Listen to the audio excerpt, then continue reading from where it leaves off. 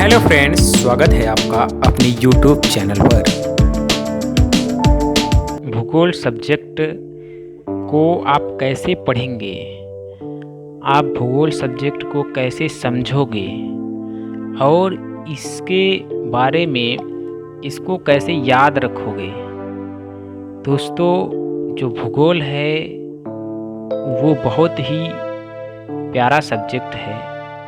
इसकी संपूर्ण जानकारियाँ आपको मेमोरी में, जैसे फिल्म चलती है तो स्टेप वाइज स्टेप करके याद हो जाता है। आप लोग 3 इडियट्स मूवी देखे होंगे, बहुत पहले का देखे होंगे आप लोग, लेकिन आप सभी को अभी तक उसके मैक्सिमम सीन याद होंगे। तो भूगोल भी एक ऐसा सब्जेक्ट है। भूगोल के पढ़ने के 2 तरीके हैं। पहला फ्रेंड्स पेडागोगी, इसको पेडागोजी भी कहते हैं, और न्यूमेरिक्स। तो पेडागोगी जो होता है उसमें फ्रेंड्स क्या होता है कि आप जैसे इमेजिनेशन आप बनाइए, जैसे कल्पना करिए अपने जीवनचर्या से, मतलब फिगर आउट करके दिमाग में इमेजिन करिए। जैसे मैं पृथ्वी बोला, या तो इमेजिन करिए कोई गोला सा चीज़, पृथ्वी, अर्थ, हाँ, उस तरह से इमेजिन करके, मतलब इसमें मैं जो भी बोलूँ उसको आप फिगर आउट करिए दिमाग में अपने। उसके बाद न्यूमेरिक्स, दूसरा न्यूमेरिक्स है। न्यूमेरिक्स का मतलब होता है जैसे मैं कुछ बता रहा हूँ, वर्णन कर रहा हूँ, तो दुकान सब जैसे नहीं होते, जैसे आप अरे दाल चावल खाए हैं, तो दाल चावल मतलब दाल ओल, तो ओल क्या है, इसके साथ आप जोड़ दिए, रोटी ओटी जोड़ दिए। तो इसी तरह से भूगोल को भूगोल उगोल। तो इस तरह से न्यूमेरिक्स का मतलब कि आप अपने प्रकार से उसको शब्द, जैसे 5 वाइफ, तो वाइफ को 5, मतलब ऐसे कंपेयर करके, जैसे किसी शब्द के माध्यम से, जैसे कोई कोटेशन बना लीजिए, उससे उसको रिलेट करिए, मतलब अपने जीवन के में घटनाएं जो घट रही हैं उससे इसको रिलेट करके पढ़िए। और आपके जीवन में जितनी घटनाएं घटी हैं उसमें जो फिगर आउट है उसको, मतलब फिगर को आउट करके वहाँ से फिगर को कनेक्ट करके उसको उससे कनेक्ट करके पढ़िए। तो भूगोल को आप जैसे मूवी याद कर, मूवी देखेंगे एक बार, नहीं भी देखने लायक होगी फिर भी आपको याद हो जाता है उसके सीन। तो कैसे होता है, मूवी को ऐसे मतलब डायरेक्ट किया जाता है, प्रेजेंट किया जाता है आपके सामने, उसमें इतने लोगों का दिमाग लगाया जाता है। न्यूमेरिक्स और पेडागोगी, ये सारे टेक्निक उसमें प्रयोग किए जाते हैं। इस तरह से वो जब आपको दिखाया जाता है, आप जब देखते हो तो उसको एक बार में याद करने की ज़रूरत नहीं होती है, अपने आप याद हो जाती है। तो भूगोल भी फ्रेंड्स ऐसा ही सब्जेक्ट है। इसको आप, जैसे मैं वायुमंडल बोला, सोचिए, सपोज करिए, तो वायुमंडल का मतलब वायु से हवा बह रही है अच्छी अच्छी, शरीर में आपके लग रहा है, आंधी चल रही है, तो इमेजिन करिए धूल उड़ रहा है, ये सब एक बंद चीज़ में हो रहा है। तो ये सब कल्पना करिए कि ये क्या है। आप अब उसको इमेज बनाइए, फिर उसको अपने शब्दों से रिलेट करिए।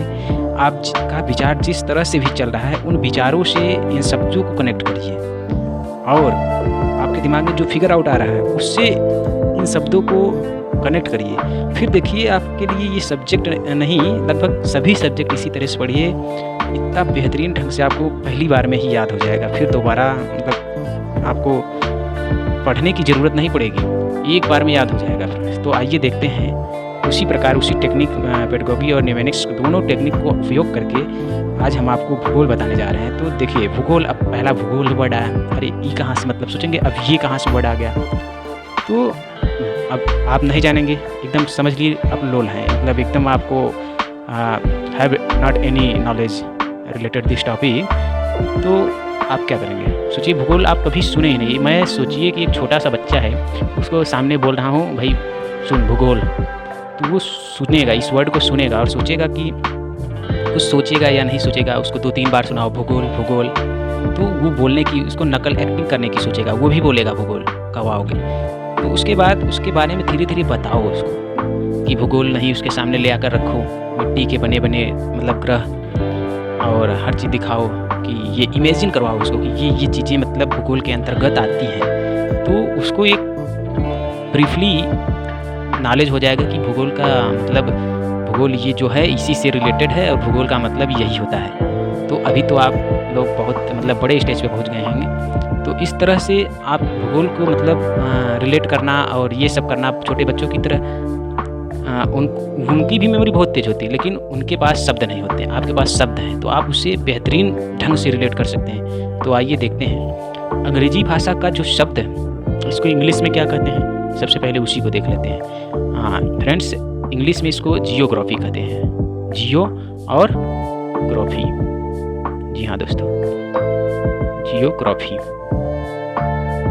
जी हाँ दोस्तों, इसको इंग्लिश में जियोग्राफी कहते हैं। अब जियोग्राफी आप इसमें से कोई बहुत लोग होंगे जो नहीं सुने होंगे। जियो फिर ग्राफी, कोई जियो का मतलब ये जियो कंपनी वाला सोच लेगा ग्राफी।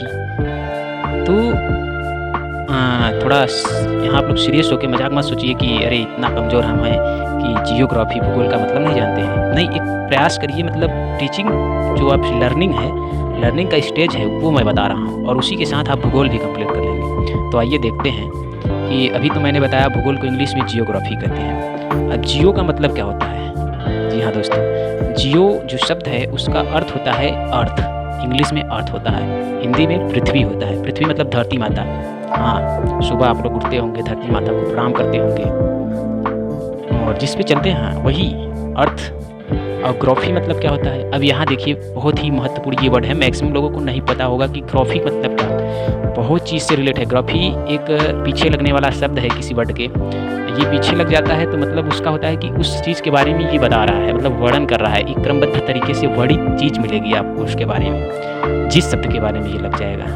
हाँ, जैसे अब देखिए, जियो मतलब अर्थ, ग्राफी मतलब वर्णन करना होता है, क्रमबद्ध तरीके से वर्णन करना, स्टेप वाइज एक एक करके सीढ़ी, जैसे सीढ़ी आप चढ़ते हैं तो उसी तरह से वर्णन करना ही जियोग्राफी।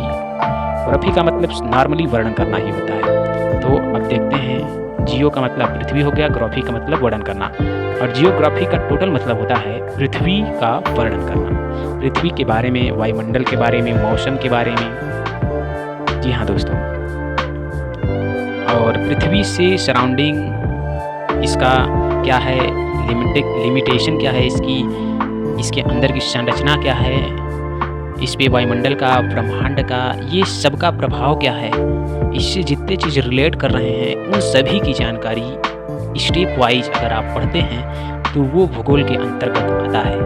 अब हम देखते हैं कि फ्रेंड्स, कुछ विशेषज्ञ हुए हैं भूगोल में जिन्होंने भूगोल की परिभाषा को बताया है, परिभाषित किया है। तो एक बार सब्जेक्ट जैसे सब्जेक्ट पढ़ते हैं। सब्जेक्ट मतलब जैसे आपको मिल गया किसी टॉपिक, उसको डिफाइन करना है, परिभाषित करना है या परीक्षा में लिखना है, तो कैसे आप उसको पढ़ेंगे, इसको देखते हैं। स्ट्रेबो के अनुसार, जी हाँ दोस्तों, एक वैज्ञानिक हुए थे स्ट्रेबो, जिन्होंने भूगोल को एक ऐसा सब्जेक्ट बताया है कि एक ये ऐसा विषय है। जी हाँ दोस्तों, भूगोल एक ऐसा सब्जेक्ट है फ्रेंड्स जिसका लक्ष्य का एम, गोल, लोगों को विश्व हो गया, वर्ल्ड, आकाशीय पिंड हो गया, स्थल हो गया, लोगों को विश्व, स्थल, मतलब स्थल का मतलब क्या होता है? अब देखिए नया वर्ड आया ना, अब सोचेंगे अब इसी का मतलब नहीं जानेंगे तो आपको समझ में ही नहीं आएगा। स्थल का मतलब होता है जमीन, भूभाग, मिट्टी से बना चीज़ स्थल होता है। महासागर, पानी से बनी बहुत ज़्यादा मात्रा में जहाँ पानी, वनस्पतियाँ, पेड़ पौधे, फूल पत्ती, जीव जंतु, फल, केला, सेब, मौसमी, इटिस, तथा भूधरातल के क्षेत्रों में देखी जाने वाली प्रत्येक अन्य वस्तु का ज्ञान प्राप्त करना, उसके बारे में नॉलेज गेन करना भूगोल होता है। तो इन्होंने, स्ट्रेबो जी ने ये बताया, भाई साहब बहुत ही अच्छा बताया इन्होंने बोला कि आकाशीय पिंड हो गया, ज़मीनी स्तर पर स्थल हो गया, महासागर हो गया, वनस्पति हो गया, जीव जंतु हो गए, फल हो गई, धूप और ज़मीन हो गया, इनसे क्षेत्रों में देखे जाने वाली जो प्रत्येक अन्य वस्तुएं हैं उनसे आप कितनी उनके बारे में जानते हैं, उन पे मौसम का क्या प्रभाव है, सराउंडिंग का क्या प्रभाव है, पारिस्थितिकी क्या है, ये सारी जानकारी उनसे इकट्ठा करना, एकत्रित करने, वर्णन करना या समझना ही भूगोल कहलाता है। तो अब नेक्स्ट स्टेप पे हम लोग चलेंगे कि कुछ वैज्ञानिक हुए थे, विशेषज्ञ हुए थे, जिन्होंने भूगोल को अपने अपने तरीके से बताया है, और इनको भूगोल के बारे में क्या कहा जाता है सभी जानेंगे दोस्तों, एक एक करके। तो देखते रहिए। फ्रेंड्स, सबसे पहले आए थे एक महान विशेषज्ञ थे, हिकेटियस। जी हाँ दोस्तों, हिकेटियस बोले, मतलब इनको इस भूगोल के बारे में बहुत ज़्यादा नॉलेज था। जैसे हमारे इंडिया के बारे में राष्ट्रपिता महात्मा गांधी को लोग उपाधि दे दी है ना, राष्ट्रपिता महात्मा। तो इसी तरह से इनको भी एक उपाधि हिकेटियस जो थे उनको उपाधि दी गई कि आप भूगोल के जनक, मतलब भूगोल के जनक कौन है? हिकेटियस। अब सेकंड देखते हैं हिकेटियस। अब जैसे हिकेटियस आपको नहीं याद हो रहा है तो कैसे याद करेंगे? निमेनिक्स और पेडागोगी दोनों यूज करिए। पेडागोगी मतलब किसी इमेजिनेशन करिए, हिकेटस हिकेटियस ही मतलब हंस रहे हैं तो इस तरह से मतलब अपने जीवन से जोड़कर आपके विचार जैसे चल रहे हैं उसी से कनेक्ट करके अब जनक हो गए, भूगोल के जनक भाई हिकेटियस। तो इस तरह से आपको याद हो गया होगा। अब नेक्स्ट देखते हैं क्या है? इरेटोस्थेनीज। ये भाई साहब इन्होंने भूगोल की व्यवस्थित भूगोल का जनक, मतलब व्यवस्थित तरीके से एकदम भाई इनको भूगोल का जनक कहते हैं। जियोग्राफी शब्द का इन्होंने सबसे पहले प्रस्ताव रखा था कि भाई ऐसे चीज़ को, ऐसे जिसमें इतनी जानकारियाँ रहेंगी उसको हम क्या कहेंगे? तो इन्होंने बोल दिया भाई इसको जियोग्राफी कहेंगे। तो इरेटोस्थेनीज जो थे, जी हाँ दोस्तों, ये देखिए आप लोग यही हैं इरेटोस्थेनीज। ये क्या थे? व्यवस्थित भूगोल के प्रथम प्रस्तावक। तो आइए अब देखते हैं कुछ नेक्स्ट विशेषज्ञ। एक हुए पॉलीडोनियस बताते हैं इनको भौतिक भूगोल का जनक कहा जाता है। मतलब भूगोल की फिजिकल एक्टिविटी क्या है उसके बारे में बड़ी जानकारी इकट्ठा करके इन्होंने कुछ पुस्तकें लिखी होंगी, उसके बारे में कुछ रचनाएं की होंगी और उसके बताए होंगे, उनके वर्णन जानकारी उसके बारे में बेहतरीन ढंग से इनके पास थी। तो इन्होंने भौतिक भूगोल का जनक इनको कहा जाने लगा। तो इस तरह से ये भौतिक भूगोल के जनक कौन हुए? पॉलीडोनियस। तो पॉली से पोलियो, डोनियस, ऐसे याद कर सकते हैं आप लोग। और देखते हैं कार्ल ओ शावर। जी हाँ दोस्तों, कार्ल ओ शावर जो थे वो सांस्कृतिक भूगोल का जनक कहलाते थे। सांस्कृतिक भूगोल का जनक। अब सांस्कृतिक मतलब क्या होता है? क्लासिकल। जी हाँ दोस्तों, मतलब सोचिए एक एक साइंटिस्ट, एक एक विशेषज्ञ स्टेप वाइज आए और अपने अपने तरीक़ों से भूगोल को कहें और उनको उसी के अनुसार उनको उपाधि दी गई। तो कार्ल ओ शावर को सांस्कृतिक भूगोल का जनक कहा जाता है। और थेल्स एवं एनेक्सीमेंडर गणितीय भूगोल का जनक के संस्थापक कहे जाते हैं। इसी तरह से एनेक्सीमेंडर विश्व मानचित्र के निर्माण करता है। जी हाँ दोस्तों, यहाँ इंपॉर्टेंट बात है, विश्व मानचित्र। सबसे पहले सोचिए आप कोई चीज़ देखते हो, आपको इच्छा होती है कि इसको मैं बनाऊं, ड्राइंग बनाऊं इसका। तो इन्होंने जब ऐसी जानकारी इसको सोचा कि भाई इतना हम जानते हैं, इसको मैं किसी ग्राफ वाइज या पेडागोगी से इसको न्यूमेरिक्स कैसे करके मैं इसको लोगों के साथ प्रस्तुत करूं। तो एनेक्सीमेंडर जो थे वो विश्व को एक मानचित्र, एक विश्व के मतलब ढांचा दिया इन्होंने। इसको बताया कि कौन सी चीज़ कहाँ है, कहाँ कितनी ज़मीन है, कहाँ कितनी पानी है, कितना कहाँ पहाड़ है। इस तरह से इन्होंने एक उसका खाका तैयार किया। तो विश्व मानचित्र के निर्माण करता एनेक्सीमेंडर जी हुए इस तरह से। अब आइए कुछ और महत्वपूर्ण चीज़ें देखते हैं फ्रेंड्स। बस देखते चलिए आप लोग। देखिए ये वीडियो बहुत ही रोमांचक होने वाला है फ्रेंड्स। इसी तरह से एक थेल्स हुए। थेल्स जी गणितीय भूगोल के जनक थे, ये अभी तो आप लोग समझे ही होंगे। और मार्टिन वैहम, जी हाँ दोस्तों, ये जो नए एक आए मार्टिन वैहम, विश्व ग्लोबल निर्माता, ग्लोबलाइजेशन के निर्माण करता हुए मार्टिन वैहम। स्ट्रैबो, जिन्होंने अभी भूगोल को मतलब परिभाषित किया था, स्ट्रैबो जी भौगोलिक विश्वकोश के बारे में बताया। फ्रेडरिक रेटजेल मानव भूगोल के पिता के रूप में जाने गए। अलेक्जेंडर वान और हम्बोल्ट विश्व भूगोल का जनक इनको कहा जाता है। वर्तमान विश्व भूगोल का जनक, वर्तमान भूगोल का जनक किसको कहा जाता है फ्रेंड्स? ये बहुत ही महत्वपूर्ण बात है, इसको आप समझ सकते हैं। वर्तमान भूगोल के जनक किसको कहा जाता है? तो आइए देखते हैं फ्रेंड्स। ये जो हैं, ये देखिए अंडरलाइन वाला चीज़, अलेक्जेंडर वान हम्बोल्ट वर्तमान भूगोल का जनक इनको कहा जाता है। अब कुछ भूगोल से संबंधित महत्वपूर्ण परिभाषाएं हम लोग देखेंगे। भूगोल से संबंधित महत्वपूर्ण परिभाषाएं अब देखिए फ्रेंड्स। कांट, भूगोल भूतल का क्षेत्र विवेचनात्मक अध्ययन करने वाला विषय है। कांट जो मतलब थे वो क्या कहते हैं, भूगोल क्या है, भूतल का क्षेत्र विवेचनात्मक अध्ययन करने वाला विषय है। और एक रिटर आए वो बताते हैं भूगोल विज्ञान की वह शाखा है जो भूमंडल के विभिन्न लक्षणों, घटनाओं तथा उनके अध्ययनों का अध्ययन कर, मतलब हमारे भूमंडल जो है उनकी विभिन्न लक्षण, घटना, उसमें क्या घट रही है उसी का अध्ययन करना ही भूगोल कहलाता है। विज्ञान की एक ब्रांच इन्होंने शाखा बताई दी। और भूगोल भूतल का क्षेत्र विवेचनात्मक अध्ययन करने वाला विषय है। इसी तरह से फ्रेंड्स कुछ लोग हुए और अपने तरीके से भूगोल के बारे में जानकारी दिए। और कुछ लोग आते हैं, आइए इनको भी देख लेते हैं हम लोग। रिटर ने भूगोल को प्रादेशिक उपागम पर बल दिया। जी हाँ दोस्तों, ये। और हम्बोल्ट, भूगोल प्रकृति के अध्ययन से संबंधित विज्ञान है तथा इसका उद्देश्य विभिन्न प्राकृतिक तत्वों के अंतर संबंधों का अध्ययन करता है। हम्बोल्ट ने भूगोल को एक विवेचनात्मक विज्ञान माना है। फ्रेंड्स रैट जेल जो हुए वो भूगोल मानव तथा उसके पर्यावरण के बीच सहसंबंधों के अध्ययन का विषय है। रैट जेल ने भूगोल में मानव केंद्रीय विचारधारा पर बल दिया। और हार्टसान भूगोल क्षेत्रीय विभिन्नता का अध्ययन तथा उनका विश्लेषण करता है। और क्लॉडियस टालमी जो हैं भूगोल पृथ्वी की झलक को स्वर्ग में देखने वाला अभागमय विज्ञान। देखिए इन्होंने कितनी बड़ी बात कह दी फ्रेंड्स, इन्होंने इतनी बड़ी बात कह दी कि जो भूगोल है वो पृथ्वी की झलक को, सोचिए जैसे आप समझिए कोई रूम है, इमेजिन करिए रूम है और वो रूम समझिए कि आकाश में अंधेरी रात है, एकदम आकाश में रूम है और आप खिड़की से बाहर देखते हैं तो कोई ग्रह है और वो राउंड कर रहा है धीरे धीरे।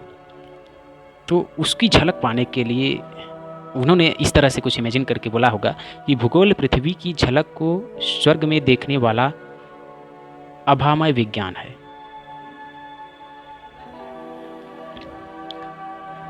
आइए फ्रेंड्स कुछ और देखते हैं भूगोल की जो ब्रांचेस हैं वो सब क्या हैं। भूगोल की 2 शाखाएं हैं फ्रेंड्स, ये बहुत ही महत्वपूर्ण बात है। भूगोल की 2 ब्रांचेस हैं, एक भौतिक भूगोल और एक मानव भूगोल। जी हाँ दोस्तों, अब भौतिक भूगोल में क्या होता है इसको देखा जाए। फ्रेंड्स जो भौतिक भूगोल है उसमें इसके अंतर्गत मनुष्य से संबंधित भौतिक वस्तुओं जैसे समुद्र, पृथ्वी, वायुमंडल आदि के तत्वों एवं इनमें परिवर्तित, मतलब क्या परिवर्तित हो रहा है, परिवर्तन लाने वाले कारकों का अध्ययन किया जाता है। अब मानव भूगोल क्या है इसको भी देख लेते हैं। फ्रेंड्स जो मानव भूगोल है इसके अंतर्गत मनुष्य के जन्म से लेकर वर्तमान समय तक उसके विकास, क्रियाकलापों, परिवर्तनों एवं स्थानांतरों आदि का अध्ययन किया जाता है। तो इस तरह से फ्रेंड्स आपका क्लियर होगा कि ब्रांचेज कितनी हैं भूगोल की, वो सब जान चुके हैं आप लोग। तो अब देखते हैं कुछ महत्वपूर्ण विश्व की प्रमुख भौगोलिक खोजें। इसमें से क्वेश्चन आपको कॉम्पिटिटिव एग्ज़ाम जो होने वाले हैं अभी पेट के हाल में जितने भी कॉम्पिटिटिव एग्ज़ाम होंगे और उसमें भूगोल के क्वेश्चन यहीं से कुछ बनते हैं, जो एक आध क्वेश्चन तो आप देखने को पा ही जाएंगे। तो आइए देखते हैं वो महत्वपूर्ण टॉपिक क्या हैं जिनसे आप क्वेश्चन बना सकते हैं, आप क्वेश्चन तैयार कर सकते हैं। फ्रेंड्स देखिए कितनी महत्वपूर्ण बात है। ये जो क्रिस्टोफर कोलंबस थे, क्रिस्टोफर कोलंबस पश्चिम द्वीप समूह 1492 ईस्वी में दक्षिण अमेरिका के खोज किया था इन्होंने। क्रिस्टोफर कोलंबस दक्षिण अमेरिका का खोज कब किया था? 1498 में और पश्चिमी द्वीप समूह में। और जॉन केवेट जो थे, जॉन केवेट, जी हाँ दोस्तों, जॉन केवेट, देखिए कितनी महत्वपूर्ण बातें हैं। जॉन केवेट जो थे ये न्यू फाउंडलैंड की खोज किए थे। वास्को डिगामा, ये सबसे महत्वपूर्ण क्वेश्चन, इसको बार बार रिपीट करता है, आप लोग देखे ही होंगे। वास्को डिगामा पुर्तगाल, इसको याद कर लीजिए। वास्को डिगामा जो था वो पुर्तगाली था। वो केप ऑफ गुड होप होकर भारत आगमन 1498 में। और मैगलेन भी पुर्तगाल का था। वो क्या विश्व का भ्रमण एवं अटलांटिक के दक्षिण में प्रशांत महासागर की खोज किया था इन्होंने। कोपरनिकस सौरमंडल के बारे में बताए थे, खोज किया था इन्होंने। पोलैंड के निवासी थे कोपरनिकस, यहाँ दोस्तों।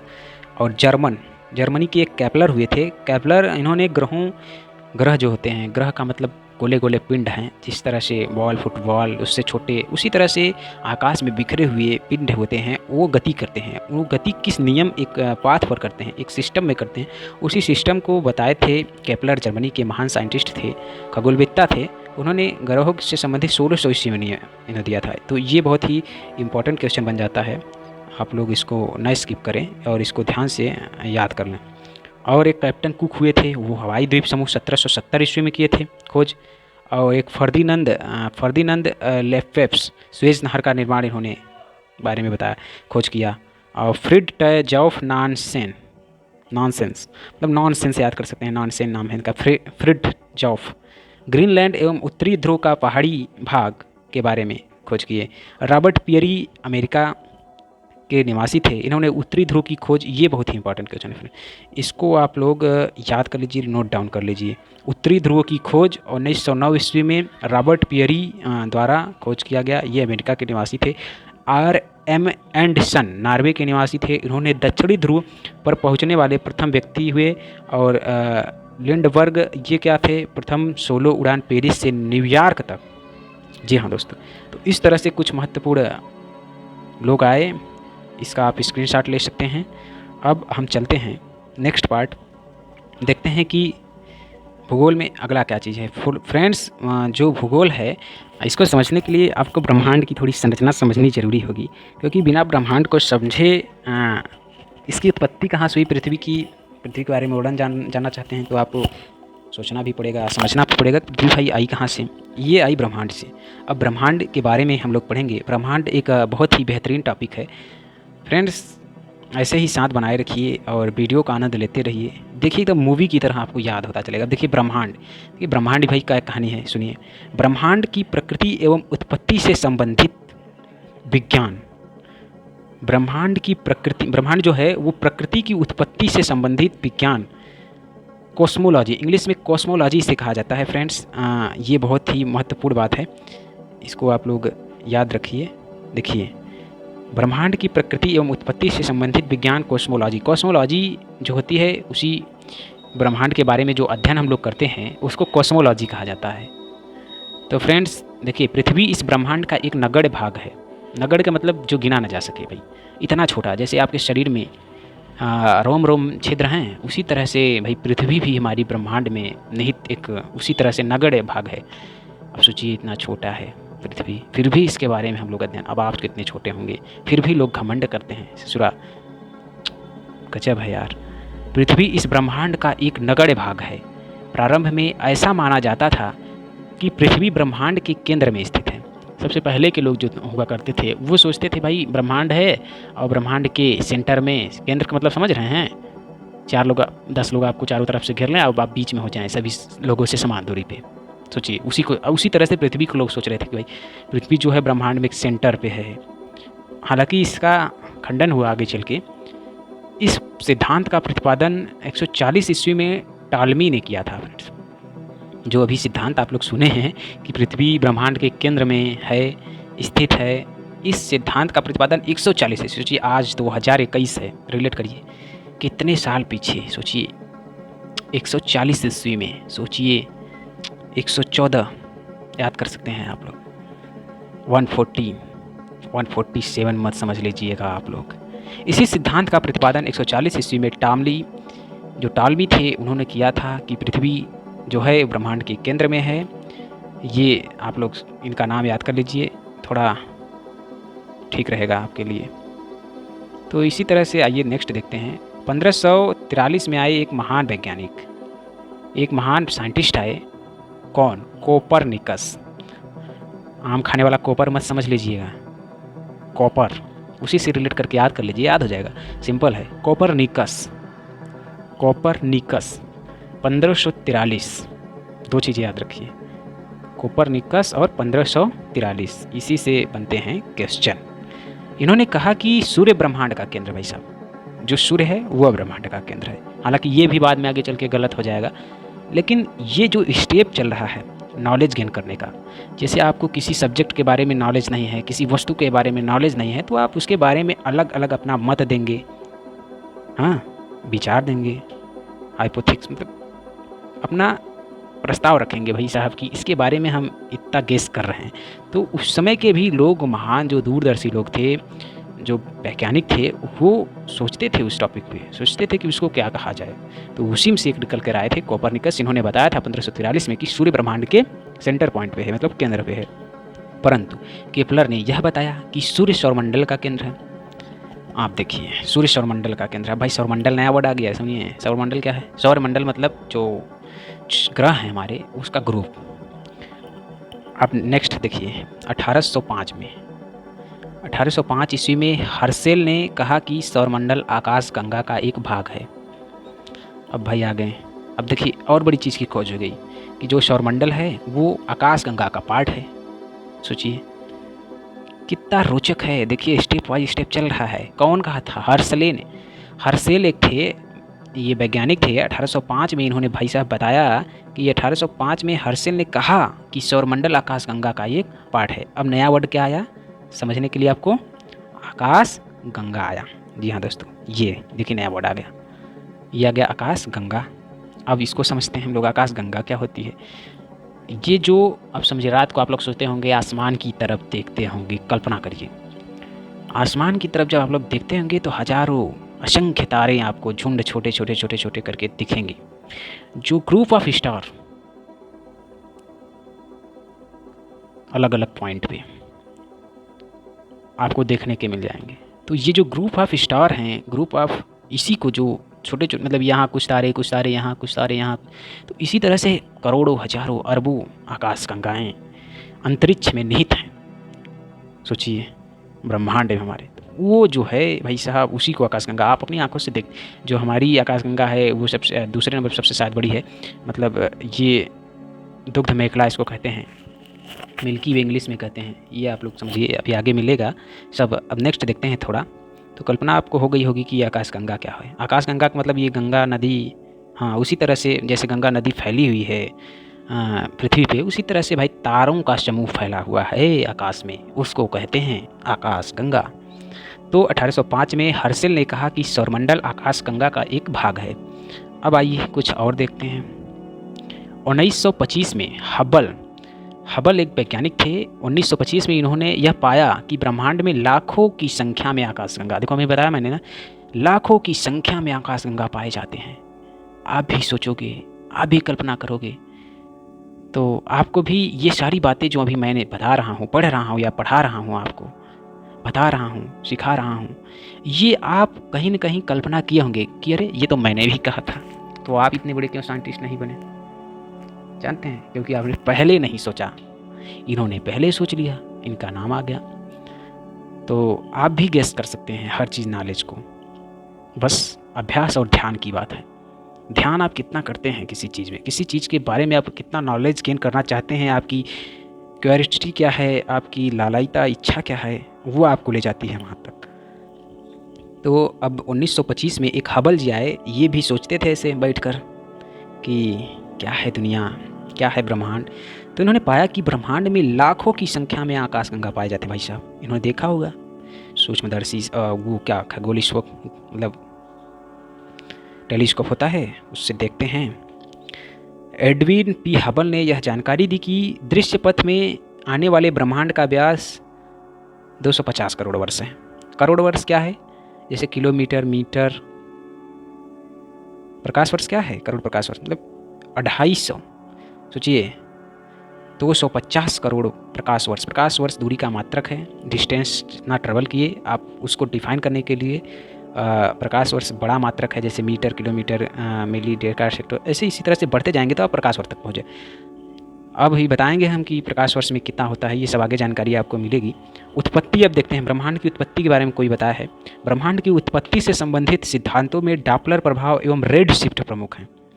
अब देखिए डॉपलर प्रभाव नया वर्ड आया। ब्रह्मांड की उत्पत्ति से संबंधित सिद्धांतों में डॉपलर प्रभाव एवं रेड शिफ्ट प्रमुख हैं। यहाँ दो वर्ड नए आए, रेड शिफ्ट और डॉपलर प्रभाव। ये भी आगे आप पढ़ेंगे, अभी यहाँ जानते रहिए बस। अभी मतलब ये रिव्यू एक तरह से ब्रीफ नॉलेज आप लेते रहिए।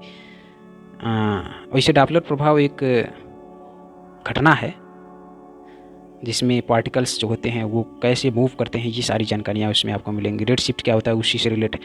तो बिग बैंग, अब देखते हैं ब्रह्मांड की जो उत्पत्ति हुई है वो कैसी हुई है। फ्रेंड्स, बिग बैंग सिद्धांत, बिग बैंग सिद्धांत गाना नहीं है ऋतिक रोशन का, होगा भाई, आप लोग जानते होंगे। बिग बैंग उसमें बना। तो बिग बैंग सिद्धांत उसको देखते हैं, ब्रह्मांड की उत्पत्ति के संबंध में सर्वाधिक मान्य सिद्धांत है। भैया साहब बोलते हैं, सब लोग मतलब विशेषज्ञ जो लोग हैं वो बोलते हैं कि ब्रह्मांड की उत्पत्ति में योगदान बिग बैंग सिद्धांत का है। अब बिग बैंग सिद्धांत क्या है? एक तरह का विस्फोट हुआ था। जैसे सबसे पहले कोई पार्टिकल्स है और बहुत बड़ा पार्टिकल था, उसमें कुछ घटना हुआ, हलचल हुआ और वो अचानक से टूटा। सोचिए, अचानक से टूटा और उसके पार्टिकल्स मूव करने लगे। दूर के पार्टिकल ज़्यादा गति करते थे, पास के पार्टिकल कम गति करते थे। इसी तरह से हमारे ब्रह्मांड की संरचना हुई। फ्रेंड्स, आगे सब मिलेगी जानकारी आपको, देखते चलिए बस। सर्वाधिक मान्य मतलब समझते हैं, ज़्यादा लोग इसको समझते हैं कि बिग बैंग के सिद्धांत से ही ब्रह्मांड की उत्पत्ति हुई थी। अब नेक्स्ट देखते हैं इसका प्रतिपादन। जो प्रतिपादन मतलब क्या होता है, इसको कौन बनाया, किसका योगदान रहा इसको खोजने में। इसका जो योगदान रहा बेल्जियम और खगोलज्ञ एवं एव जॉर्ज लेमेंटियर ने 1970 ईस्वी में, 1960 से 1970 के बीच में 10 साल में सोचिए इन्होंने इसका प्रतिपादित किया था। तो अब और कुछ चीज़ें देखते हैं। महाविस्फोटक सिद्धांत, big bang theory. What is big bang theory? Big bang theory क्या होती है उसको देखते हैं। देखिए दोस्तों, जो बिग बैंग का सिद्धांत है आज उसी के बारे में चर्चा हो रही है, जो कि जियोग्राफी के अंतर्गत ही आ रहा है। स्टेप वाइज स्टेप आपको पूरी जानकारी मिलती चलेगी, बस आप वीडियो को देखते रहिए। पसंद आए तो लाइक कर दीजिए। ब्रह्मांड की उत्पत्ति की व्याख्या करने वाला यह नवीनतम सिद्धांत है जिसे फायरवर्क्स थ्योरी के नाम से भी जाना जाता है। अब इसको याद रखिए आप, ये जीके का क्वेश्चन बन रहा है। फायरवर्क्स थ्योरी किसे? बिग बैंग थ्योरी, महाविस्फोटक सिद्धांत, हिंदी में इसको कहते हैं। तो फ्रेंड्स, आइए देखते हैं बिग बैंग थ्योरी, महाविस्फोटक सिद्धांत। इसका दूसरा नाम फायरवर्क्स थ्योरी, ब्रह्मांड की उत्पत्ति की व्याख्या करने वाला यह न्यू और मॉडर्न सिद्धांत। इस सिद्धांत के अनुसार लगभग 15 अरब वर्ष, सोचिए 15 अरब, गेस करिए, 15 अरब वर्ष पूर्व कॉस्मिक पदार्थ, कॉस्मिक मतलब यही ब्रह्मांड के जो प्लाज्मा इससे रिलेटेड है, मतलब पार्टिकल्स होते हैं कणों के, कॉस्मिक पदार्थ एक अत्यधिक संपीड़ित पिंड के रूप में, अत्यधिक संपीड़ित, अब देखिए वर्ड आया, अत्यधिक संपीड़ित। संपीड़ित मतलब समझते हैं आप? एक आटा ले लो, सोचो मतलब आटा आप सान रहे हो, सोचिए आटा ले लो और उसको थोड़ा सा दबाओ, थोड़ा सा दबाओ, उसको हल्का सा सुखा के फिर दबाओ, ऐसे ऐसे दबाते जाओ, उसका साइज क्या होता जाएगा? कम होता जाएगा भाई साहब। एक स्थिति ऐसी आएगी कि और कम करोगे और संपीड़ित हो जाएगा, मतलब बाहरी जो इन्वायरमेंट है उसका प्रेशर बढ़ रहा है और वो जो पार्टिकल्स है उसके अंदर का प्रेशर सहन करने की क्षमता खत्म हो जाएगी। एक स्थिति आएगी ऐसी और वो क्या हो जाएगा? विस्फोट कर जाएगा। विस्फोट करेगा तो उसके जो बाहरी कण होंगे ज़्यादा दूर भटक के चले जाएंगे, पास के कण पास में रह जाएंगे। इसी तरह से हमारे ब्रह्मांड की रचना हुई है और संपीड़ित जो पिंड के रूप में मौजूद थे तथा इस संपीड़ित पिंड का तापमान एवं दबाव का भी अत्यधिक बढ़, जैसे अब किसी चीज़ को आप दबाएंगे, प्रेशराइज्ड करेंगे तो क्या होगा? उसका टेम्परेचर बढ़ेगा, तापमान बढ़ेगा और प्रेशर बढ़ेगा। टेम्परेचर और प्रेशर दोनों बढ़ेगा, जिसकी वजह से उसमें ब्लास्टिंग होगी और ब्लास्टिंग होने की वजह से वो पार्टिकल्स बिखर जाएगा। अब ये कंफर्म नहीं है कि वो कितने टुकड़ों में बिखरेगा, हर टुकड़ों का साइज क्या होगा, छोटा बड़ा हो सकता है, उसके अलग अलग गति हो सकते हैं, मोशन हो सकते हैं। उसी के बारे में जब आप अध्ययन करेंगे तो वो आ जाएगा ब्रह्मांड के बारे में। मतलब यही है हमारा ब्रह्मांड, उसी से संरचना। मतलब ऐसे सोचिए कितना केस करके कितना लोग दिमाग ध्यान मुद्रा में गए होंगे और कितने रिसर्च हुएंगे तब जाके ये थ्योरी आई है, बिग बैंग की थ्योरी। भाई साहब 1900 कब आई थी? 1960, 1970 में ये थ्योरी आई थी, याद कर लीजिए आप लोग। अब देखिए इस संपीड़ित पिंड में तीव्र विस्फोट हुआ एवं इससे टुकड़े आकाशीय पिंड में परिवर्तित हो गए। आकाशीय पिंड का मतलब अरे पृथ्वी, सूर्य, शुक्र, यही सब यार, जो तारे दिख रहे हैं, ये सब कण है, कण। जैसे मिट्टी का ढेला नहीं होता है खेत में जुताई के बाद, उसी तरह से विस्फोट हुआ भाई साहब, और छोटे छोटे पार्टिकल के रूप में टूट गए। हम लोगों के लिए छोटे नहीं भाई साहब, वो ब्रह्मांड के अकॉर्डिंग छोटे हैं। हम लोग तो उनके आगे एकदम क्षुद्र हैं। क्षुद्र मतलब एकदम नगण्य, 0 टेंस टू 0। आइए देखते हैं टॉपिक पे। इस संपीड़ित पिंड में तीव्र विस्फोट हुआ एवं इसके टुकड़े आकाशीय पिंड में परिवर्तित हो गए एवं ये विखंडित हुए टुकड़े अभी भी हजारों किलोमीटर प्रति सेकंड की गति से गतिशील हैं। क्योंकि देखिए उस समय वो वैक्यूम था। निर्वात में आप लोग साइंस जब पढ़े होंगे, अगर नहीं पढ़े होंगे तो जानिए कि जब वैक्यूम होता है, निर्वात होता है, जहाँ ग्रेविटी नहीं होती है, जहाँ हवा पानी कुछ मतलब नहीं होता है, वहाँ किसी चीज़ को आप एक बार जिस अवस्था में कर देंगे वो उसी अवस्था में रहेगी। अगर मोशन में है तो मोशन में रहेगी, मतलब गति में है तो गति में रहेगी, स्टॉप है तो स्टॉप रहेगी। तो उस समय जब विस्फोट हुआ था तो सभी कोई हाई स्पीड में घूम रहा है, चक्कर लगा रहा है, तो कोई लो स्पीड में, तो अलग अलग सेकंड में, मतलब उस समय का सोचिए वो जो पार्टिकल्स थे उनके हजारों किलोमीटर प्रति, एक सेकंड में हजारों किलोमीटर वो मतलब तय कर लेते थे। इतने स्पीड से चलते थे, राउंडर मारते थे, इतने स्पीड से विस्फोट हुआ था। जैसे कि सभी विस्फोटों में होता है, सर्वाधिक दूर के टुकड़े सर्वाधिक तीव्र गति से गतिशील होते हैं फ्रेंड्स। अभी देखिए आ गई बात, अंतरिक्ष की मापक इकाइयाँ। अब आप लोग बिग बैंग थ्योरी समझ गए होंगे। बिग बैंग थ्योरी के अगर आपको स्क्रीनशॉट लेना है तो आप लोग स्क्रीनशॉट यहाँ से ले सकते हो। ये वाला पार्ट, ये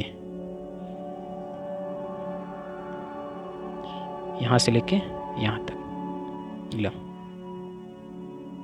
ठीक। आइए नेक्स्ट देखते हैं, अंतरिक्ष की मापक इकाइयाँ। जो हमारा अंतरिक्ष है, अब उसको जो उसमें यूनिट, मतलब कैसे मेजरमेंट करेंगे, उसमें क्या क्या, मतलब दूरी तो बहुत बड़ी होती है, तो किलोमीटर, मीटर, सेकंड में, एमएम में तो नापेंगे नहीं हम लोग। तो हम लोग उसके लिए बड़ी मापक इकाइयाँ होती हैं, जैसे प्रकाश वर्ष, एयू, पारसेक, ये सब सारी इकाइयाँ होती हैं। अब देखो मैं बताया था ना प्रकाश वर्ष के बारे में, आगे चल के बात करेंगे हम लोग। तो देखिए प्रकाश वर्ष निर्वात में 3 × 10⁵ किलोमीटर पर सेकंड की गति से प्रकाश द्वारा एक वर्ष में तय की गई दूरी है। समझ में? जो प्रकाश वर्ष है ये क्या है, 3 × 10⁸ मीटर प्रति सेकंड हम पढ़े हैं, तो ये किलोमीटर में है, तो 3 × 10⁵ हो गया है। और अब देखिए नेक्स्ट क्या है, एक प्रकाश वर्ष में 5.88 × 10⁶ मील होता है। अंतरिक्ष इकाई एयू, पृथ्वी एवं सूर्य के बीच की औसत दूरी IAO,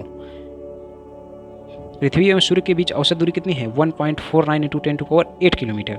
जी हाँ दोस्तों, इसको याद कैसे रखेंगे, मतलब लगभग 1.5 × 10⁸, हाँ 1.49।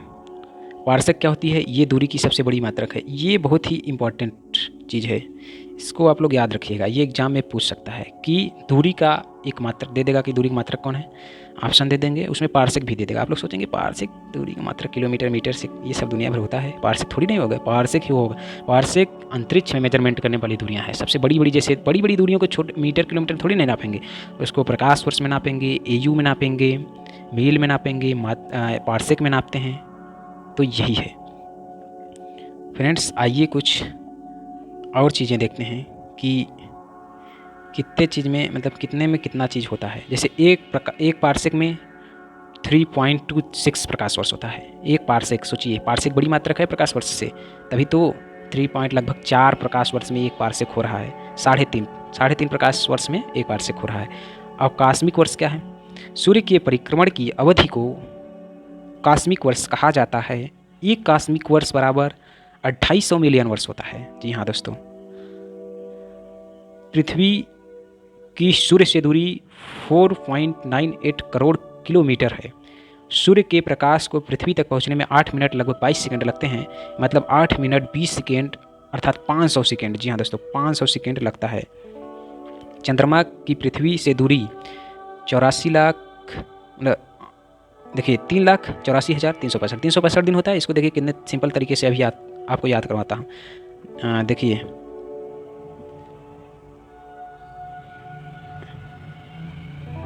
एकदम सिंपल तरीके से फ्रेंड्स आपको याद हो जाएगा।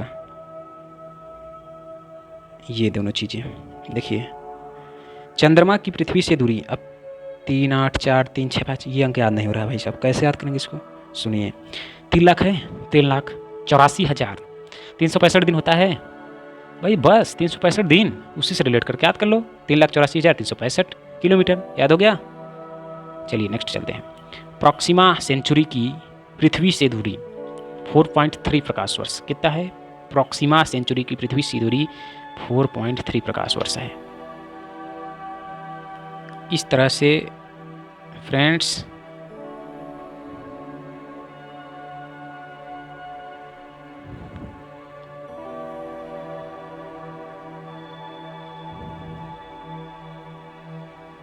नेक्स्ट वीडियो में हम लोग क्या क्या देखेंगे? आकाशीय पिंड देखेंगे, मंदाकिनी अपनी गैलेक्सी क्या है, गैलेक्सी की संरचना क्या है, तारामंडल क्या है, स्क्वायर्स क्या हैं, और इन सब सारी चीज़ें, ये सब सभी जानकारियाँ आपको इस भूगोल वाले लेक्चर में आपको मिलते रहेंगे। तो धन्यवाद दोस्तों, फिर मिलेंगे नेक्स्ट वीडियो में।